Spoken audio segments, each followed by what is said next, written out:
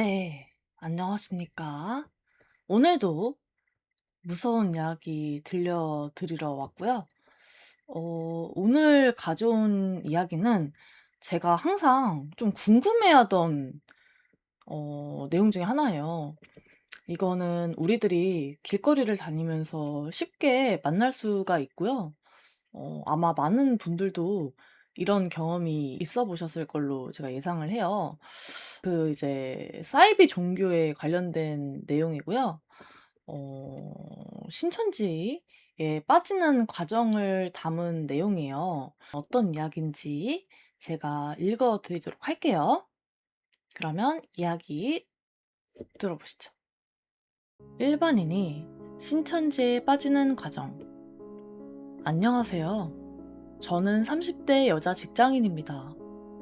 요즘 신천지 때문에 다들 난리네요. 저희 아버지께서도 요 며칠 뉴스 보고서야 신천지가 도대체 뭔데 저러냐? 그러시더라고요.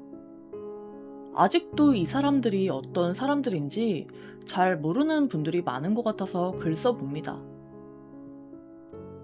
신천지 또는 사이비 종교라고 하면 다들 그런 데를 도대체 왜 가냐고 나사 빠진 사람들이나 걸려드는 거 아니냐고 하시더라고요. 저나 남편도 그렇게 생각한 사람들 중 하나였습니다.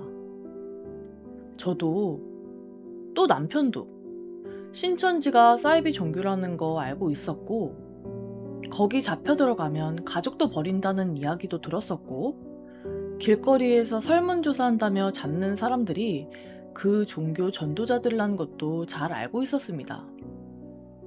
하지만 제 남편은 그런 사실들을 알고도 걸려들었습니다.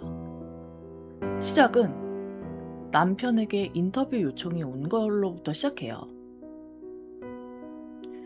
길거리에서 붙잡힌 게 아니고 저희 남편 회사로 연락이 왔어요.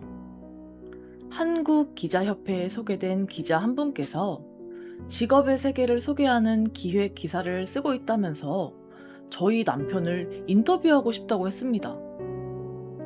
남편은 그래픽 디자이너인데 그 해에 자그마한 디자인 어워드에서 상을 받았었어요.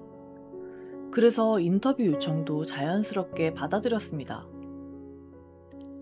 남편 다니는 회사에 정식으로 취재 요청 공문도 내려와서 회사에서 일하는 모습 사진 촬영도 했고 인터뷰도 정상적으로 진행되었다고 해요. 다만 그 취재 전에 카페에서 1차로 사전 만남을 가졌는데 그때 다른 디자이너분도 오셨대요. 직업을 소개하는 기사인지라 디자이너 여러 명이 소개되는 거고 그 자리에 오신 분은 출판사에서 일하는 책 디자이너라고 했습니다. 남편이 책 디자인에도 관심이 있어서 이분에게 여러 가지 물어보다가 자연스럽게 번호도 교환하게 되었죠. 이 사람이 오땡땡입니다. 오땡땡은 제 남편의 대학 선배고 출판 업계에서도 오래 일한 사람이라 남편에게 외주 일거리도 소개시켜주고 그랬어요. 그러다 갑자기 한 번 만나서 이야기를 하자면서 자기가 회사 다니면서 야간 대학원에서 상담 심리학을 공부했다고 이제 학위 따서 그거 전업한다고 했답니다. 그때 저희 상황이 어땠냐 하면 저희가 계속 임신이 안 돼서 마지막으로 시험관 아기까지 시도했었어요. 하지만 그 아이가 5주 차에 계류 유산이 되고 병원에서는 제가 이제 임신과 출산이 더 이상 힘들 수 있다는 경고까지 받았습니다. 저희는 계속 아이를 원하던 입장이어서 심리적으로 상당히 힘들었죠. 남편이 마음이 많이 약해져 있을 때였습니다. 오땡땡이 계속 그런 부분에 대해 위로해줬고 자기가 상담 심리 공부 시작한 이유가 와이프랑 이혼할 무렵에 스스로 심리적인 위기를 이겨보고 싶어서였다고 하며 저희 남편에게 심리 검사를 받아보라고 했답니다. 그리고 자기가 직접 그 심리 검사를 진행했고, 결과지를 보고선 의학적으로 심리학적으로도 분석도 해주고, 정말 상담사가 할 법한 말들을 많이 해줬대요. 그러면서 오땡땡이 하는 말이, 병원에도 가보는 것도 좋겠지만 그것보다 마음의 힘을 기르는 게 먼저라고, 소수에게만 특별히 오픈되는 인문학 프로그램을 소개시켜준다고 했답니다. 종교와 심리, 철학을 아우르는 인문학 프로그램인데, 우울증에 쉽게 빠지는 현대인들의 정신 건강을 지키기 위해 만든 프로그램이요. 나쁜 말 하나도 없죠?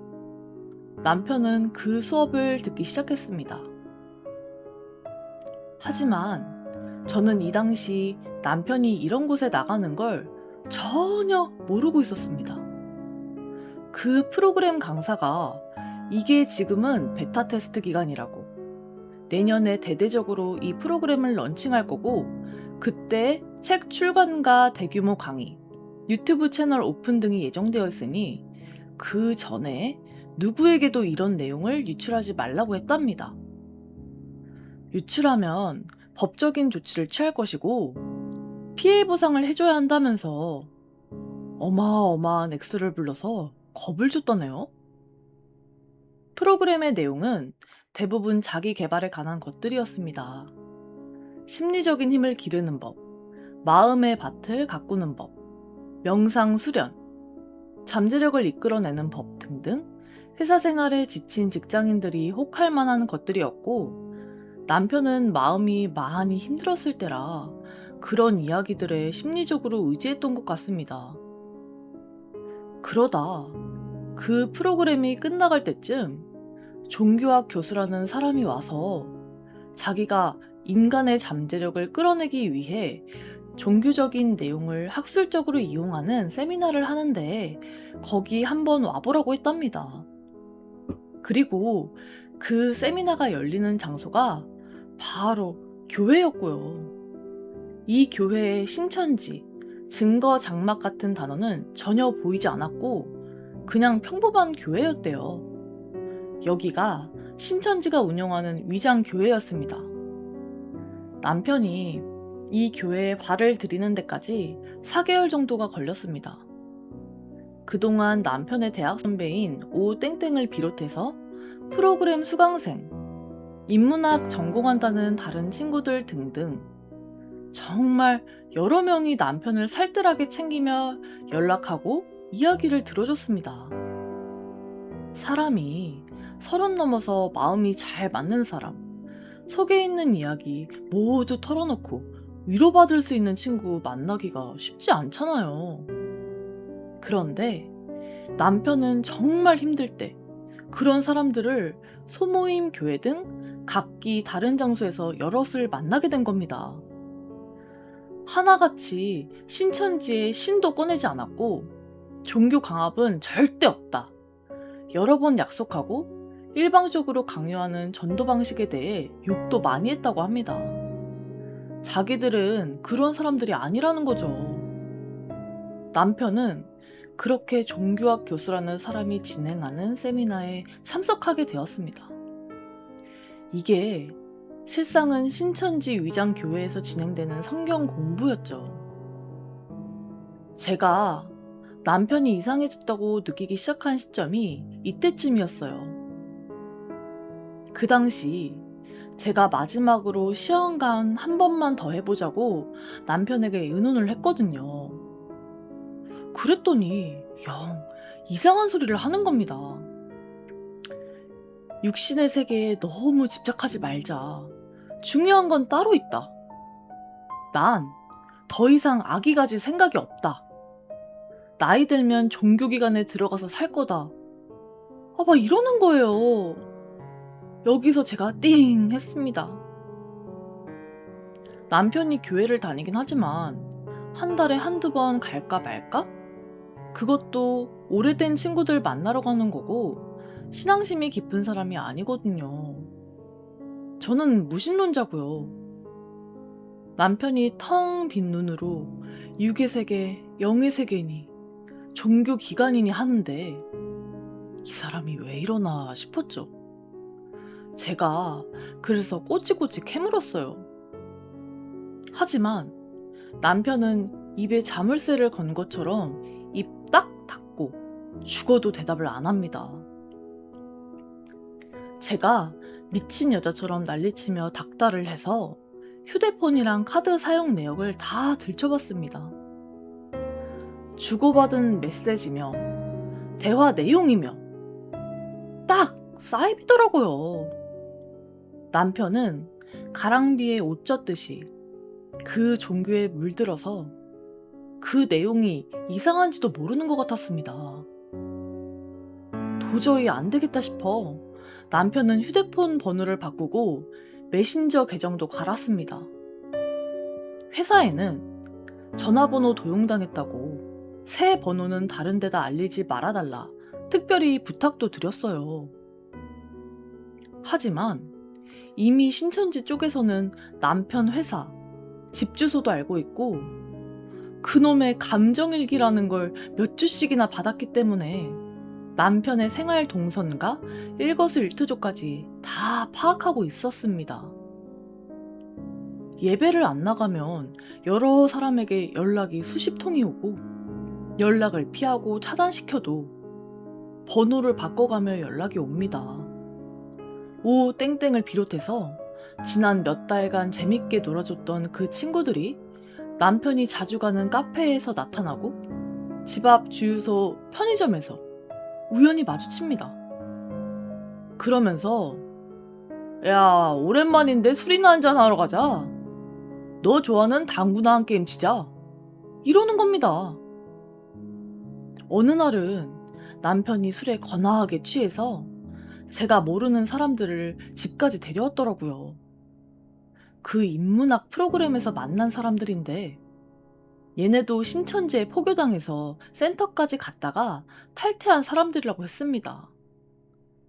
여러 가지 의심이 들었지만 어떤 사람들인지 확실히 알아놔야겠다는 생각이 들어서 간단하게 술상 차려주고 저는 잔다면서 침실로 들어갔습니다. 그리고 안방에서 그 사람들이 무슨 말을 하는지 방문에 귀 붙이고 앉아서 듣고 있었어요. 처음엔 그냥 이런저런 평범한 이야기 하는 듯 하더라고요. 그런데 술이 더 들어가니 힘들 때 의지하라고 신이 있는 거라는 둥, 성경 공부하며 들었던 이야기들이 가끔 생각나고 힘이 된다는 둥, 본색을 드러내더라고요. 그 소리 듣고 당장 뛰어나가서 그 술상 뒤집어 엎었습니다. 그리고 소리 바락바락 지르며 내쫓았어요. 정신 차려. IQ 2자리만 돼도 상황 파악이 될 텐데 왜 그런 헛소리에 속아서 인생들 망치고 있어? 한 번만 우리 남편 근처에 나타나면 경찰이든 조폭이든 불러서 가만 안 둔다고 겁을 엄청 줘서 쫓아냈습니다. 이렇게까지 지독하고 무식하게 굴어야 다시는 우리 앞에 안 나타날 것 같았거든요. 환장할 노릇이죠. 제가 볼 땐 너무 기괴했거든요. 남편이 그 세미나 코치라는 사람한테 매일같이 자기 일기까지 보내주고 있더라고요. 자기 감정을 객관적으로 들여다보기 위해서 일기를 매일 써야 한대요. 습관 형성을 위해서는 코치에게 강제적으로 제출도 해야 되고요. 제가 거기서 너무 기함을 해서 당장 그만두라고 했습니다. 그랬더니 이상한 종교 아니라고, 여기 다니면서 자기가 심리적으로 많은 도움을 받고 있고 사이비가 아닌 정상적인 교회라고 합니다. 하지만 제가 볼 땐 확실히 이상했거든요. 그런데 신천지가 하도 활개를 치고 다니니까 피해자들 도와주는 단체들도 있더라고요. 수소문 끝에 이단 상담소 한 곳을 찾아서 거기 남편이 다니는 교회와 활동에 대해 여쭤봤습니다. 교회 이름 대니까 바로 신천지라고 했어요. 다행히 남편은 신천지 센터에 본격적으로 입교하기 전에, 그러니까 완전히 세뇌당하기 전에 신천지라는 걸 알게 된 겁니다. 남편도 그 이단 상담소 이야기를 듣더니 정신을 차리더라고요. 수개월에 걸쳐 미혹이 되더라도 사이비 종교라는 진상을 알면 환상이 깨지는 건 순식간입니다. 마치 이성에게 푹 빠져서 콩깍지가 씌었다가 본색을 보고 난 뒤 정 떨어지는 것처럼요. 그 당시에 남편이 가장 충격을 받았던 점은 이제까지의 만남을 돌아봤을 때 처음 만났을 때부터 남편의 신상과 사생활에 대해 꽤 잘 알고 있었던 것 같다는 겁니다. 남편 지인 중 누군가가 미리 설계해 놓은 것 같다고 하더라고요. 남편이 전부터 알고 지내던 지인 중 누군가 신천지가 있는 거죠. 아직도 그 사람이 누구인지는 파악되지 않고 있습니다. 그래서인지 그렇게 신천지라는 걸 깨달은 뒤에도 이 포위망에서 빠져나오는 게 쉽지가 않았습니다. 남편한테도 신천지 사람들이랑 만나는 건 물론이고 연락하는 거라도 한 번만 더 들키면 바로 이혼이라고 엄포를 놨습니다. 남편도 알겠다고 하더라고요. 그 이후로 오 땡땡은 물론이고 그놈의 인문학 프로그램, 교회 세미나 관련된 사람들은 전부 죽자고 피해 다녔죠. 그렇게 한두 달 피해 다니니까 그 사람들이 더 이상 남편 주변에 나타나지 않았습니다. 저희는 그렇게 끝나는 줄 알았어요. 하지만 남편 주변에 새로운 사람들이 꼬이기 시작하더군요. 설문조사를 해달라는 대학생, 물어보고 싶은 게 있다는 미모의 대학 후배, 남편에게 홍보물 디자인을 맡기고 싶다는 선교사. 물론 이런 이야기하는 사람들이 다 신천지는 아닐 겁니다. 하지만 제 남편에게 잘 알지도 못하는 사람들이 명확하지 않은 이유로 만나자고 하는 제안이 잦아졌어요. 알아보니 신천지에서는 돈이 있고 사회적으로 성공한 사람이면 수단 방법을 가리지 않고 더욱 끈질기게 포섭하려고 한다고 하더라고요.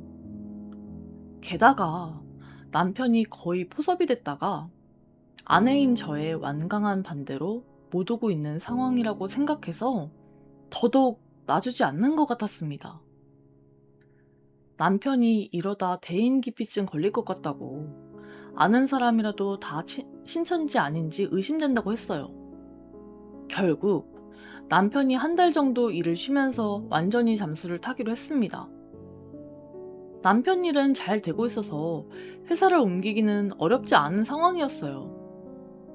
더 큰 회사로 이직이 결정되고 새 회사로 가기 전에 한 달 정도는 쉴 수 있게 되었습니다. 남편은 마음 편하게 쉬려고 지방에 있는 시댁에서 지내기로 했어요. 내려가던 날 제가 같이 갔는데요. 버스 터미널에 내려서 남편이 어머님한테 전화를 드리고 있었거든요. 그런데 그 터미널 대합실에 있던 아주머니 한 분께서 서울발 버스 근처를 두리번 거리더니 저희 남편을 딱 보는 것 같았어요. 제가 그때 편의점에서 뭘 좀 사고 있었거든요.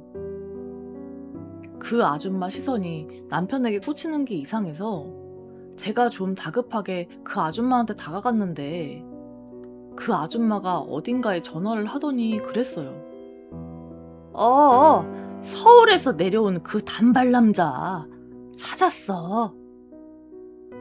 그 소리 듣는데 어찌나 무섭던지 그 자리에서 남편이랑 택시 타고 기차역으로 가서 제일 빨리 출발하는 기차를 타고 옆 도시로 일단 갔습니다.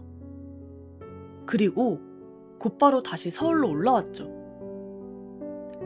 너무 무서워서 경찰에도 연락했어요.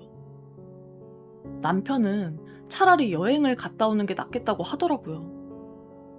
그래서 결국 남편 혼자 북유럽으로 2주간 긴 여행을 다녀왔죠. 그게 3년 전 일인데 다행히 그 이후로는 이상한 낌새가 없었습니다. 남편이 워낙 학을 떼서 이제는 아예 교회도 안 나갑니다. 남편도 저도 그 교회에 누군가 신천지 사람이 잠입해 있었던 거라고 의심하고 있거든요.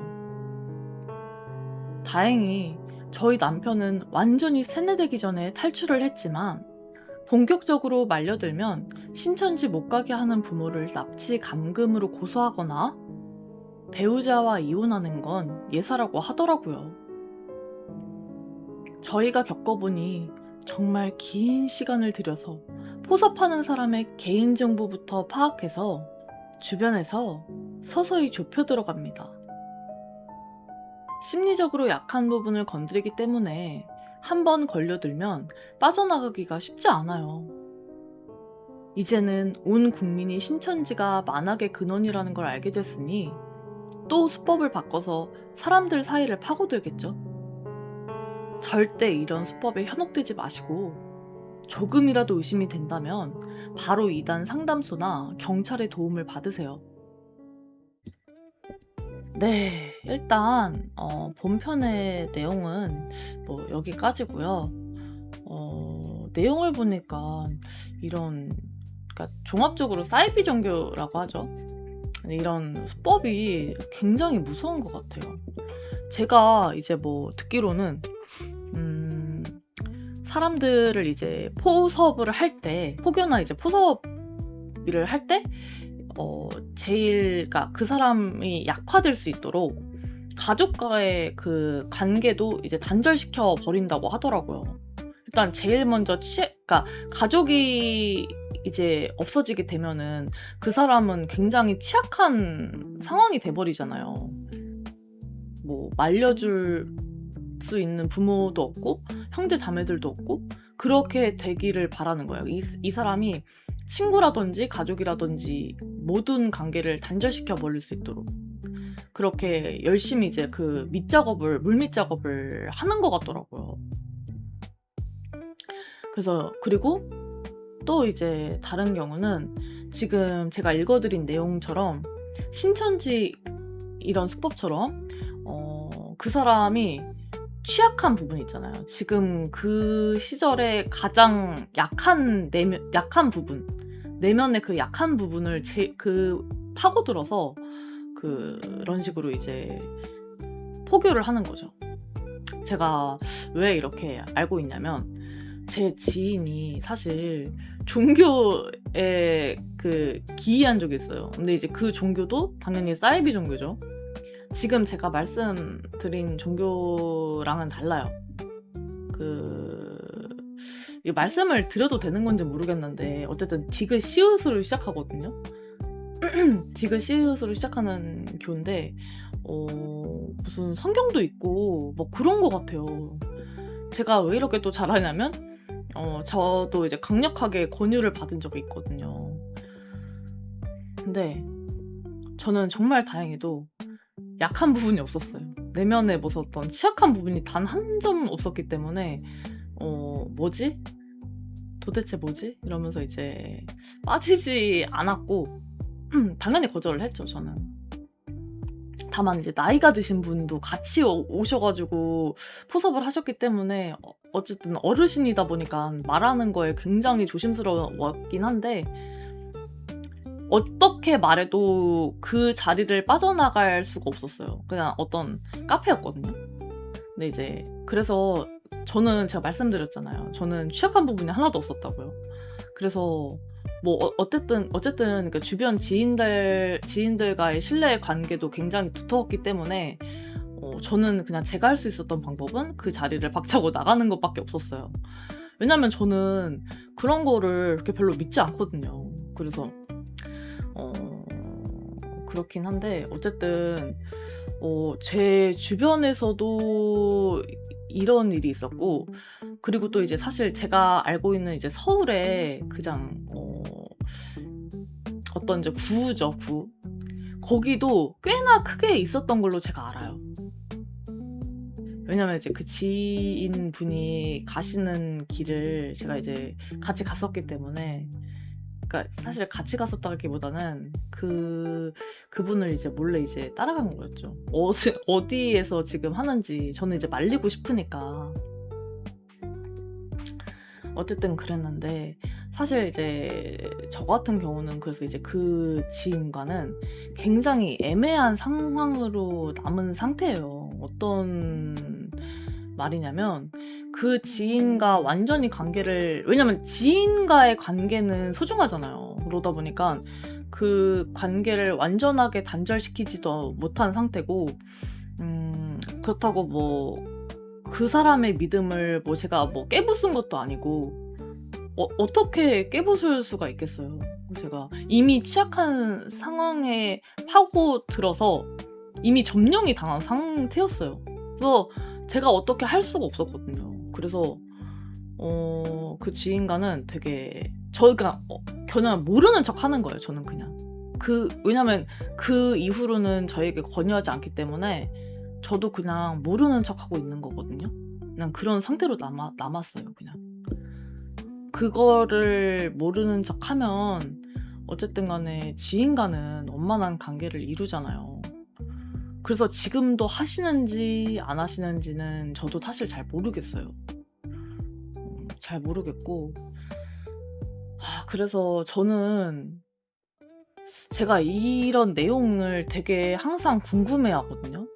그래서 그것이 알고 싶다라던가 여러 가지 이제 뭐 매체들 또는 이제 뭐 그 소개를 시켜주는 것들이 있잖아요. 그래서 저는 그런 것도 되게 유심히 잘 보는 편이고 이런 내용에 되게 흥미를 가지고 있거든요.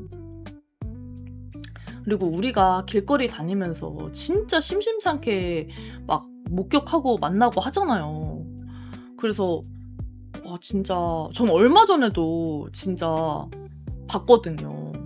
뭐 어떤 교인지는 잘 모르겠어요. 근데 제가 집에 가는데 이제 롯데리아 앞을 막 지나가고 있었거든요. 지나가고 있는데 진짜 막 너무나 종교였어요. 너무나 사이비였어요. 그 특유의 그 차림새와 이제 그 조금 뭔가 이렇게 그렇게 하면 좀 그렇지만 어쨌든 그랬어요. 근데 저한테 이제 오셔가지고 이제 뭐 대학생인데 막 그러니까 좀 남방류 입으시고 살짝 남방류를 잘 입으시지 않으세요? 저는 일단 제가 본 그런 포교를 해주시는 분들은 대체로 남방을 입고 있으시더라고요. 그래서 살짝 근데 긴팔이었거든요.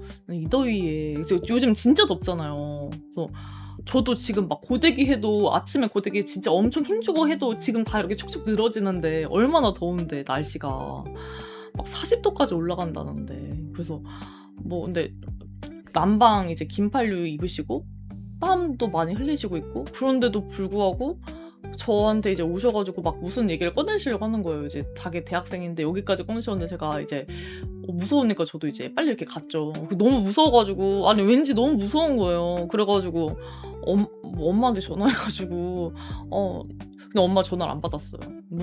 근데 일단 전화하는 척은 했어요. 일단 왜냐면 무서우니까 저도. 그래서 이제 뭐 얼마 전에도 제가 이거 또 목격을 했고 실제로 제가 이제 포교당할 뻔했지만 물론 저는 빠지지 않았고요. 근데 어쨌든 그랬고 그래서 우리 생활에 이제 굉장히 밀접하잖아요. 많이 심심찮게 어디든 가든 계세요. 그런 분들이. 그러다 보니까 저는 항상 이렇게 호기심이 좀 있는 것 같아요. 도대체 왜 빠지는지도 저는 그러니까 아무래도 저는 이제 뭐 그런 부분이 없다 보니까 도대체 왜 빠지는 건지 그래서 보면서 되게 마음이 안 좋았어요. 왜냐면 제 지인은 이제 막 그때 따돌림을 당하고 있었어요. 뭐 저랑 이제 다른 직장을 다니는데 그 직장에서 따돌림을 당하고 있었고 의지할 데가 없는 지인분이었거든요. 그래서 제가 이제 저도 이제 막 전화도 많이 받아주고 또 뭐 어떡하냐 막 이렇게 막 위로도 많이 해주고 그랬는데 그래도 제 위로로는 마음이 와닿지 않은 것 같아요. 마음에 크게. 그러니까 이제 그렇게 빠졌겠죠. 방법도 되게 특이했어요. 방법도 어떻게 특이했냐면 막 되게 번화가에 간 거예요, 제 지인이. 근데 서울의 어떤 번화가에 갔는데 거기서 뭐 "공덕이 되게 있어 보이신다. 공덕이 있어 보이시는데 뭐 조상이 막 조상을 막 운운하면서 조상신이 막 그래 보인다."고 하는 거예요. 그래 가지고 이제 저의 지인을 데리고 어떤 카페를 데리고 갔대요. 근데 진짜 웃긴 게 이게 되게 좀 오래전 얘기거든요. 근데 그때 당시에 당연히 제가 어렸을 거 아니에요. 그러니까 제 지인도 당연히 어렸겠죠? 그러니까 다 어린데 어리면은 되게 어리고 돈도 번지 얼마 안 됐으니까 되게 모든 게 다 큰돈이잖아요. 막 4,000원 막 4,000원 막 5,000원 이런 것도 되게 큰돈이고 그러지 않아요? 근데 막 사실 저는 그때 학생 때였거든요. 전 학생 때였고 제 지인도 막 진짜 취업한 지 얼마 안 되는 그런 그때였어요. 그래 가지고 막 근데 이제 어디 번화가에서 예를 들면은 카페에 데려가서 제 지인은 카페에 그렇게 익숙지도 않은 사람인데 거기 데려가 가지고는 뭐 녹차라떼 이렇게 시킨 거예요. 두 명이서 녹차라떼랑 뭐 시키고 제 지인도 뭐 시켰겠죠? 근데 그거를 사주는 줄 알았는데 지인은 사주는 줄 알았는데 그 녹차라떼 두 잔조차도 얻어먹었다는 거야. 저희 지인한테. 그래서 당연하게 값을 내리라고 이제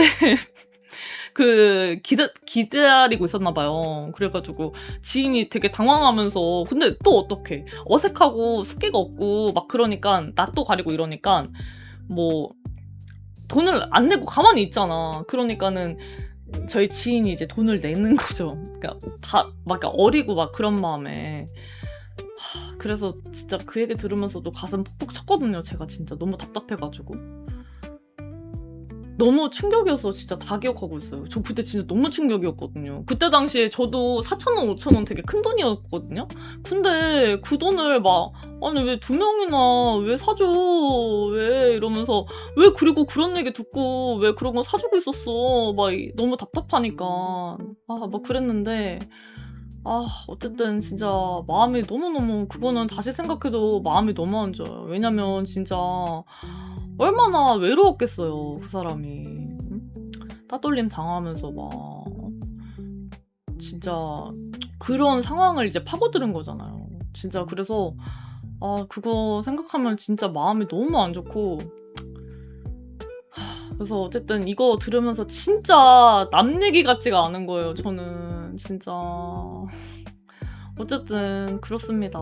그래서 제가 항상 흥미도 가지고 있고 항상 마음이 아픈 주제였던 오늘 이 내용을 좀 다뤄보고 싶었고요. 그래서 제가 또 드리고 싶은 말은 제 유튜브를 뭐 얼마나 많은 분들이 봐주실지는 모르겠지만 이미 구독하신 분들이라던가 혹시라도 뭐 너무 감사하게도 뭐 봐주시고 계신 분들은 정말 이런 데 안 빠지셨으면 좋겠어요. 진짜 거기 들어가면은 진짜 부모님도 막 형제 자매도 막 진짜 없이 그러니까 있어도 차단당하고 고립되는 경우가 진짜 많단 말이에요. 그러니까 진짜 너무너무 걱정이 돼요. 정말 정말 꼭꼭 빠지지 않기. 네. 그렇게 저는 또 이제 말씀을 드리고 오늘 내용은 여기까지 다뤄보도록 하겠습니다. 자, 오늘 이야기 잘 읽어봤고요. 이야기가 재밌으셨다면 구독과 좋아요, 알림 설정까지 그리고 그 댓글도 좀 부탁 좀 드리겠습니다. 자, 너무너무 감사드립니다. 그럼 저는 다음에 또 재밌는 이야기, 무서운 이야기, 오싹한 이야기 가지고 또 찾아올게요. 그럼 그때까지 모두 안녕!